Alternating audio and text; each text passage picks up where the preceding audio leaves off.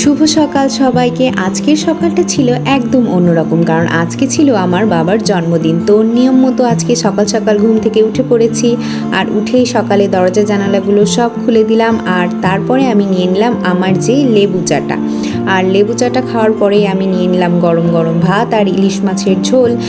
আর আজকে সকাল সকাল তো বাবা বাজার থেকে মাটন নিয়ে এসেছে। আমি সেই মাটনটা পরিষ্কার করে আমার মাকে একটু সাহায্য করছিলাম, যেহেতু অনেক রান্না বান্না করতে হবে। তো কাজ শেষ করে এসে আমি স্নানটা সেরে নিলাম। স্নান করে খাওয়া দাওয়া করে আমাদেরকে বাইরে যেতে হবে, কারণ বাবার জন্য অনেক গিফট কিনতে হবে। এদিকে মায়ের রান্না তো প্রায় শেষ হয়ে আসলো, কষা মাংসর জন্য দাঁড়িয়েছিলাম। তো এখন মায়ের রান্না বান্না একদম শেষ, আমাদের খাবারটা বেড়ে দিচ্ছে। আমরা খাওয়া দাওয়া করে দুজন মিলে বেরোবো বাবার জন্য গিফট কিনতে আর সুন্দর একটা কেক কিনতে।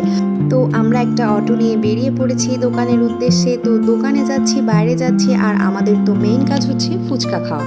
ফুচকা খেতে আমরা দুজন বসে পড়েছি একটা দোকানের সামনে। তো ফুচকা খেয়েছিলাম না আমি নিয়েছিলাম চটপটি, আর আমার বোন নিয়েছিল ফুচকা। চটপটিটা কিন্তু অনেক বেশি মজা ছিল। গোপীনাথ বাড়ির সামনের এই চটপটিটা কিন্তু আমার খুব পছন্দ। তো চটপটি খাওয়া শেষ করে আমরা কেকটা নিয়ে বাসায় চলে এসেছি। এসেই খুলে মাকে দেখাচ্ছি যে দেখো আমরা কেমন কেক এনেছি। আমরা কাছের যে দোকানটাতে গিয়েছিলাম সেখানে কেক বেশি ছিল না, তবে এই কেকটা খুবই ভালো লাগছিল। যেহেতু আমার বাবা সাদামাটা সব কিছু পছন্দ করে, এই জন্য ভাবলাম একটা হালকা রঙেরই কেক নিই। তো কেকটা কেমন হয়েছে তোমরা কমেন্ট করে জানিও প্লিজ। আর এই দিকে দেখো আমার মা পায়েস রান্না শেষে হাঁড়ির নিচে যে চাচি পুচি থাকে সেটাও আমরা খেয়ে নিচ্ছিলাম। অবশেষে বাবা অনেক রাত্রে বাড়ি আসলো, তারপরে আমরা কেকটা কাটলাম। আমার বোন তো কখন থেকে ওয়েট করে আছে কেক খাবে, তো বাবা তো আসছিলই না। অনেকক্ষণ পর বাবা আসলো, কেক কাটলো, এবং আমরা সবাই মিলে বাবার জন্মদিনটা উদযাপন করলাম। পরিবারের সাথে এই ছোট ছোট মুহূর্তগুলো কাটানোই কিন্তু একটা স্মৃতি হয়ে থাকে। আমার কিন্তু এরকম সব কিছু উদযাপন করতে, ছোটোখাটো বিষয়গুলোকে ফুটিয়ে তুলতে খুবই বেশি ভালো লাগে। তো এখানে আমার ঠাম্মাকে আমার বাবা কেক খাইয়ে দিচ্ছিল, তারপরে এটা আমার মা কেক খাইয়ে দিল, এবং এরপরে অবশেষে বসে পড়লাম আমি কেকটা খেয়ে নিলাম, এবং তারপরে আমি বাবাকে কেকটা খাইয়ে দিলাম। তো এইভাবে আমরা ছোটোখাটো করে জন্মদিন পালন করছি। বড়সড় আয়োজনের প্রয়োজন হয় না, এভাবে ছোটোখাটো করে আমরা আনন্দ উদযাপন করে থাকি।